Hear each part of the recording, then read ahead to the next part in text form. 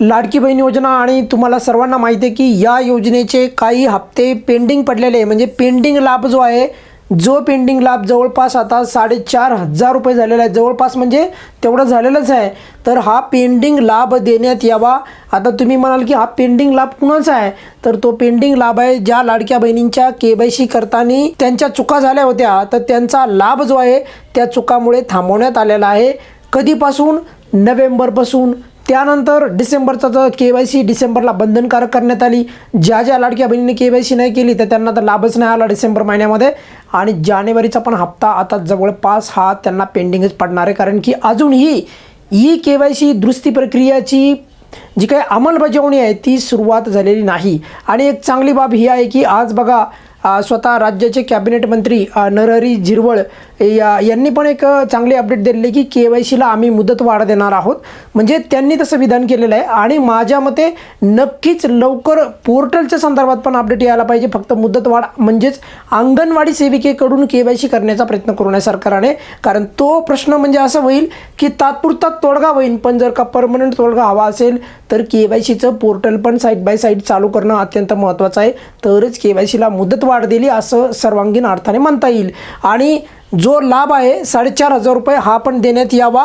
आणि जर समजा हा लाभ जर देण्यात आला नाही तर अशा प्रकारे बघा दरवर्षी KYC होणार आणि मग आता यावेळेस 24 लाख समजा फॉर्मची KYC चुकली, पुढच्या वेळेस पण आणखी 20 लाख चुकणार, त्याच्यानंतर पुढच्या वेळेस पण असंच होणार। मग 1-2 हप्त्यात असेच सरकारला जे द्यायची गरजच पडणार नाही लाडक्या बहिणींना। तर असं नाही व्हायला पाहिजे, ही बाब पण समजून घेणं अत्यंत गरजेचे आहे। आणि लाभार्थ्यांनी पण जागृत होणं गरजेचं आहे की बघा आपल्या हक्काचा जो लाभ आहे तर तो आपल्याला मिळाला पाहिजे, ही बाब पण समजून घ्या सर्वांनी।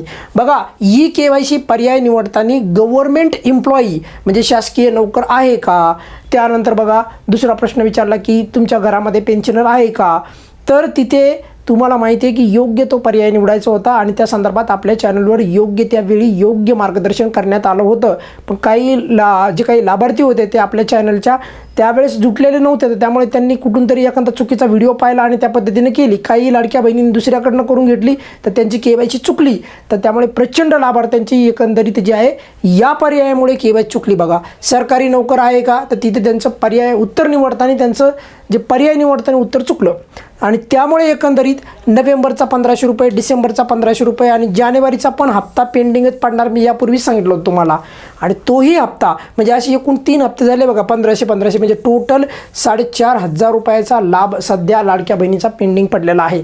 तर तो लाभ जर यावेळेस फक्त KYC दुरुस्तीमुळे जर थांबवला असेल तर मग तो लाभ द्यायला पाहिजे, बरोबर। म्हणजे जर KYC जर त्या लाडक्या बहिणींची जर योग्य झाली तर मग तो लाभ द्यायला पाहिजे ना। जर KYC प्रक्रियामुळे जर चुकीमुळे जर लाभ थांबवण्यात आला असेल तर तो लाभ मिळायला पाहिजे, कारण ती लाभार्थी महिला आहे। तर त्यामुळे असा जो लाभ आहे जो पेंडिंग पडलेला तो आहे एकूण 4,500 रुपये। मागच्या वेळेस पण असंच झालं होतं जून जुलैला, तर किमान त्यावेळेस तरी नाही मिळाला, पण यावेळेसच्या लाडक्या बहिणींना तरी मिळावा ज्यांची KYC चुकलेली आहे। आणि या खऱ्या लाभार्थी आहेत बरं का। आणि KYCचं पोर्टल पण चालू करावे, जरी त्याच्यावर चांगल्या प्रकारचं जर आता कॅबिनेट मंत्र्यांचे जर चांगले स्टेटमेंट येत असेल तर फारच छान, परंतु जी काही वेबसाईट आहे पोर्टल जे आहे KYCचं तर ते सुरू होणं अत्यंत महत्त्वाचं आहे। कॅबिनेटची संमती त्याला मिळणं अत्यंत गरजेचं आहे आणि त्यावर एकल लाडक्या बहिणी आणि त्यानंतर ज्यांचे वडील किंवा पती बेपत्ता आहेत अशा सर्वांगीण सर्व लाडक्या बहिणींना, पात्र लाडक्या बहिणींना KYC करण्याचा ऑप्शन उपलब्ध करून द्यावा, एवढीच या व्हिडिओच्या माध्यमातून विनंती आहे। आणि पेंडिंग लाभ पण द्या। सर्वात महत्त्वाचं म्हणजे बघा KYCचं पोर्टल एकदा चालू करावं ही प्रमुख सर्व लाडक्या बहिणींची मागणी आहे आणि ती सरकारने लवकरात लवकर पोर्टल चालू करून ते लाडक्या बहिणींना न्याय द्यावा। या व्हिडिओमध्ये आपण इथेच थांबूयात। बघूयात पेंडिंग लाभ जो आहे मिळण्याची शक्यता जी आहे ती बघा फार कमी आहे, पण मिळायला पाहिजे। जर KYC चुकीमुळे जर लाभ थांबवला असेल तर चूक दुरुस्त झाल्याच्या नंतर लाभ मिळायला काय अडचण आहे। या व्हिडिओमध्ये आपण इथेच थांबूयात। बघा काही अडचण असेल तर व्हिडिओच्या खाली कमेंट्समध्ये नक्की विचारू शकता। धन्यवाद।